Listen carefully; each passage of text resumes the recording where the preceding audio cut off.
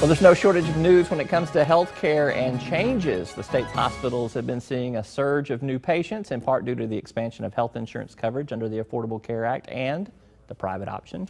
Arkansas Children's Hospital, no exception, but there is much, much more. And CEO Marcy Doderer joins me now to have a conversation. Thanks for being here. Welcome back. Thank you so much. Great to be here today. I want to talk about what you guys have going on around different parts of the state, because you guys have made a huge announcement about building a campus up in Northwest Arkansas.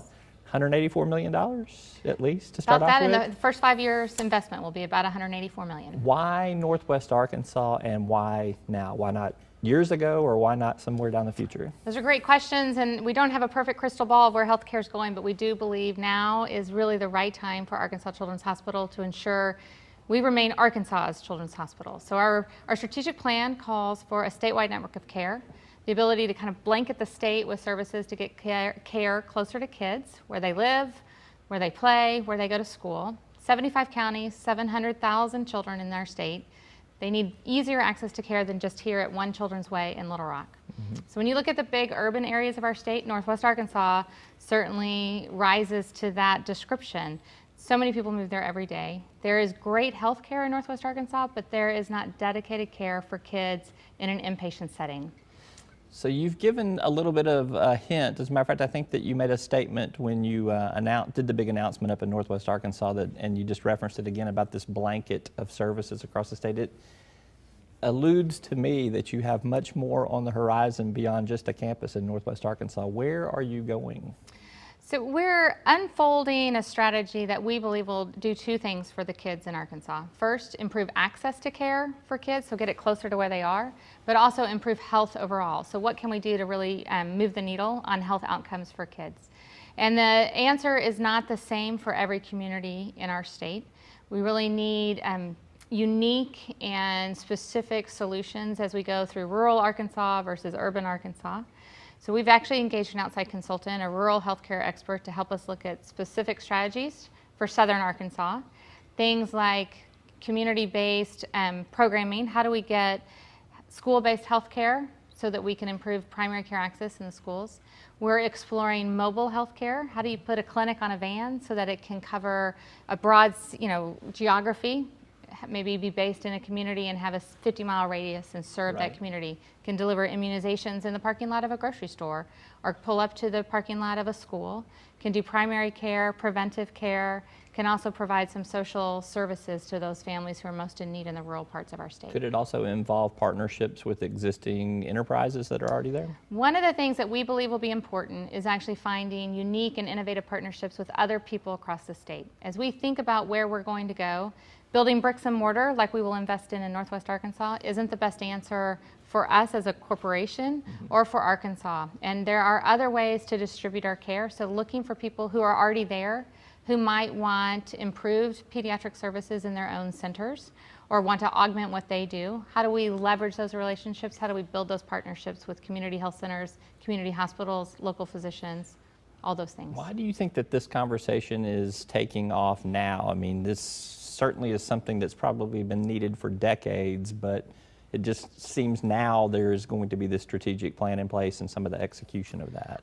I think part of it is just the dynamics of the time. Arkansas Children's Hospital is fiscally very strong, and we know we have an obligation to deliver health care to kids for the entire state, and we believe now is the right time for us to invest in those resources as we go out across the state.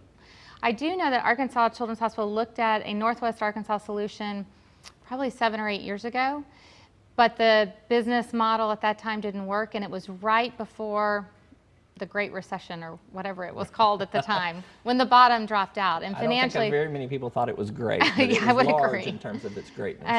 And that became a bad time economically to invest in more bricks and mortar in a large campus. The timing in Northwest Arkansas has been wonderful for us because the George family, Gary and Robin George, his sister Kathy and David Evans, have gifted us 37 acres of land in Springfield in which we can base our campus. And that gift really creates a foundation of support that allows us to move forward. The 24 inpatient beds, I think, are part of that facility initially. Do you see it growing, or is that going to meet the needs that you have up there? You got much more down here in Central Arkansas. Correct. So Our initial build will be a 24 inpatient beds. That is a small children's hospital, but we believe it will meet the immediate needs when it's built. But that 37 acres gives us really a 30-year horizon for a healthcare campus. And so our vision goes well beyond this initial investment and really looks to create a destination for families in Northwest Arkansas, a place to get health care, but also a place to learn about health and bring wellness to the families and the children of Northwest Arkansas. Be interested in seeing what you have going beyond that. I want to shift gears to an even larger healthcare picture here and talk about what you are seeing with the Affordable Care Act, the private option, how that's playing out. I mean, the interest here in the state of Arkansas is in the private option. It has been proven by a number of reports recently to be working, to actually be helping.